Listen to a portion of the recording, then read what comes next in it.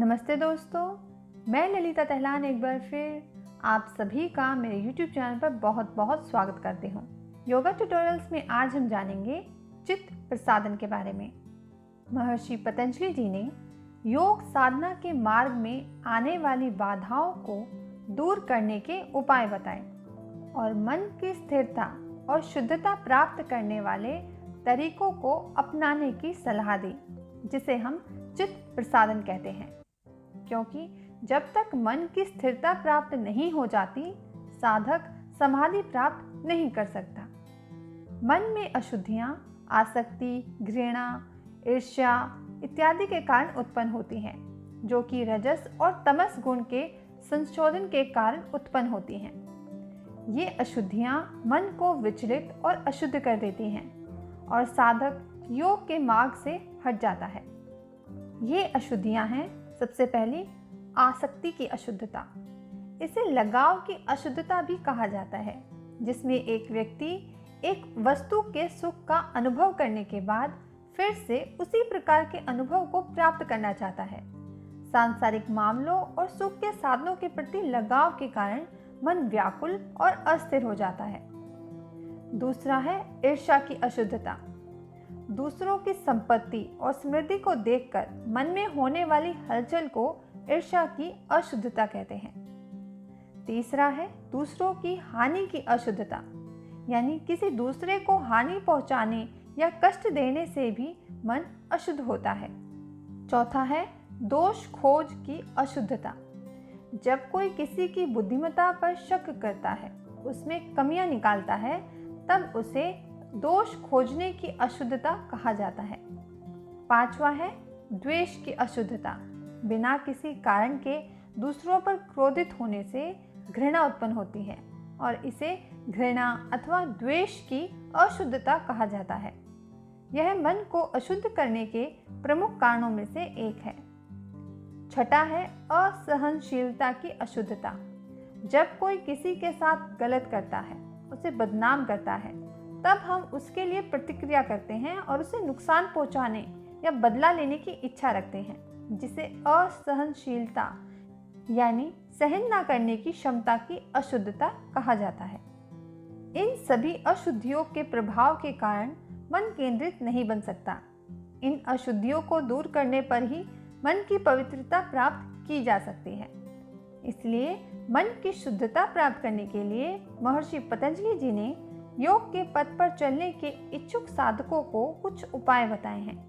पहले साधन के रूप में उन्होंने उचित व्यवहार की सलाह दी है, जो एक मनुष्य को दूसरे जीवों के प्रति अपनाने चाहिए, जिसे वह खुश, कंजूस, गुणी या दुष्ट समझता है, जिसका वर्णन महर्षि पतंजलि जी ने योग सूत्र के पहले अध्याय के 33वें सूत्र में किया है, जो है मैत्री करुणा मुदित उपेक्षाणाम सुख दुख पुण्य अपुण्य विषयाणाम भावनातः चित्त प्रसादनम। महर्षि पतंजलि के अनुसार एक साधक इस संसार में 4 श्रेणियों के लोगों को मानता है, जिसके साथ वह अपने ज्ञान के स्तर में पूर्व निर्धारित धारणा के आधार पर व्यवहार करता है। यह जरूरी नहीं है कि उसकी यह धारणा सभी परिस्थितियों में सत्य हो। महर्षि पतंजलि जी ने इन 4 प्रकार के लोगों के साथ व्यवहार करने का सूत्र दिया है। पहला, खुश। जो व्यक्ति खुश है, उसके साथ बातचीत के दौरान मित्रता का रवैया आवश्यक है। दूसरा, दुखी। जो व्यक्ति दुखी है, वह आमतौर पर किसी बात को लेकर परेशान रहता है। ऐसे में उसके साथ करुणा भाव के साथ पेश आना चाहिए। तीसरा है गुणी। जो व्यक्ति गुणी अथवा पुण्य आत्मा है, उसके प्रति मुदित अथवा खुशी के दृष्टिकोण के साथ व्यवहार करना चाहिए। चौथा है दुष्ट। जो व्यक्ति दुष्ट अथवा अपुण्य आत्मा है, उसके प्रति निष्पक्ष भाव के साथ व्यवहार करना चाहिए। संयोगवश चित्त प्रसादन के इन 4 दृष्टिकोणों की तकनीक को उस व्यक्ति पर भी लागू किया जा सकता है जिसके साथ हम रहते हैं, जब वह खुश, दुखी, गुणी व दुष्ट अवस्था से गुजरता है।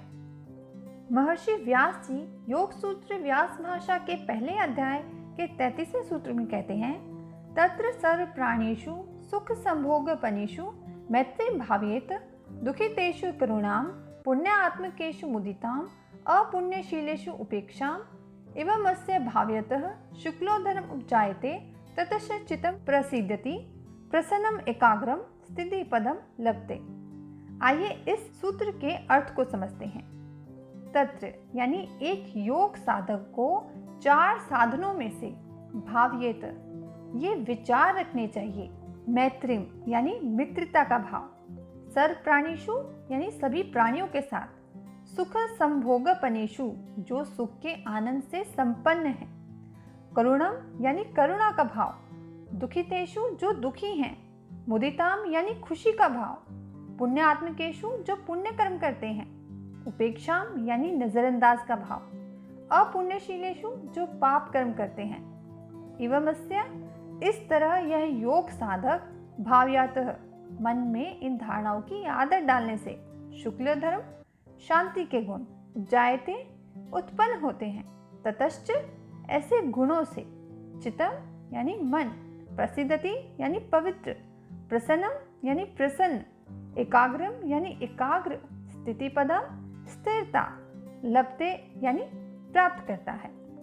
आइए सबसे पहला भाव समझते हैं, मैत्री का भाव। हमें यह भाव किसके साथ रखना चाहिए? जो व्यक्ति खुश है, भौतिक वस्तुओं को पाकर संतुष्ट है, उनके प्रति साधक को मित्रता का भाव रखना चाहिए। हर इंसान खुशी चाहता है, लेकिन अक्सर लोग दूसरों को खुश देखकर उनसे ईर्ष्या करने लगते हैं। ऐसी भावना मन में उत्पन्न होने के कारण मन स्थिर नहीं रह पाता। अगर हम भी उनकी तरह खुश रहना चाहते हैं तो हमें सकारात्मक भावनाओं का विकास करना चाहिए। जैसे कि एक चुंबक दूसरी चुंबक को अपनी ओर आकर्षित करती है, उसी प्रकार हम भी अपनी सकारात्मक भावनाओं से सकारात्मक परिणामों की उम्मीद कर सकते हैं। महर्षि पतंजलि जी मित्रता का भाव मन में उत्पन्न करने की बात कहते हैं, ना कि जाकर मित्रता करने की। दूसरा भाव है करुणा का भाव। जो व्यक्ति दर्द से पीड़ित है एवं दुखी है, उनके प्रति साधक को करुणा का भाव रखना चाहिए। उनसे कभी घृणा नहीं करनी चाहिए। ऐसे लोगों के संपर्क में आने वाले लोगों की पीड़ा को देखकर साधक को उदास नहीं होना चाहिए, बल्कि उपलब्ध साधनों से उनकी मदद करनी चाहिए और दया का भाव रखना चाहिए, जो कि उसके मन की शुद्धता के लिए जरूरी है। यहाँ साधक को यह समझना चाहिए कि करुणामय होने का अर्थ यह नहीं है कि वह ऐसे लोगों की तलाश करे जो कि पीड़ित एवं दुखी हैं। तीसरा भाव है मुदित। साधक को सदाचारियों के प्रति आनंद का भाव रखना चाहिए, उनके नेक व्यवहार का समर्थन करना चाहिए और कभी भी उनसे घृणा नहीं करनी चाहिए। और यदि साधक उनके प्रति घृणा का भाव रखता है तो उसके अंदर नकारात्मक भावनाएं उत्पन्न होती हैं और इससे उसका मन विचलित हो जाता है। चौथा भाव है उपेक्षा। जो व्यक्ति पाप कर्म करता है, उनके प्रति साधक को सामान्य भाव रखना चाहिए। ना तो उनके कार्यों का समर्थन मन एवं वाणी से करना चाहिए और ना ही उनके प्रति घृणा का भाव रखना चाहिए। उसे ना तो उनके प्रति लगाव रखना चाहिए और ना ही द्वेष रखना चाहिए, बल्कि निष्पक्ष भाव रखना चाहिए, जो कि राग द्वेष से रहित हो। इस प्रकार मन को 4 प्रकार के लोगों के साथ अभ्यस्त करके राग, द्वेष, ईर्ष्या जैसी अशुद्धियों का कोई संचय नहीं हो पाता और मन एकाग्र होता है और स्थिरता की स्थिति प्राप्त करता है और समाधि प्राप्त करने में सक्षम हो पाता है। और इस स्थिरता के माध्यम से शांत मन एकाग्रता प्राप्त करता है। महर्षि पतंजलि जी ने कहा है, निर्विचार वेशाहृदये आध्यात्म प्रसादः। जैसे ही निर्विचार के अविच्छिन्न प्रवाह में कुशलता प्राप्त होती है, मन के आंतरिक साधन की पवित्रता और चमक विकसित होती है। रजस और तमस के अशुद्ध भावों के इकट्ठा होने से अशुद्धियों की एक गंदी परत बनने लगती है। वह बुद्धिमान जिसने आध्यात्मिक ज्ञान प्राप्त कर लिया, वह रजस और तमस गुणों को जोड़े बिना ही स्पष्ट एकाग्रता प्राप्त करता है।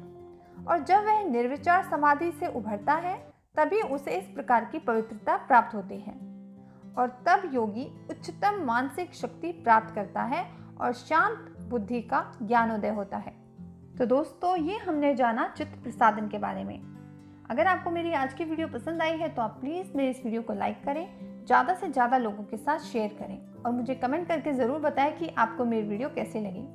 अगर आप मेरे चैनल पर नए हैं और अभी तक मेरे चैनल को सब्सक्राइब नहीं किया है तो आप प्लीज़ मेरे चैनल को सब्सक्राइब करें और बेल आइकन दबाना ना भूलें ताकि आपको मेरी आने वाली हर न्यू वीडियो की नोटिफिकेशन आपको मिल सके।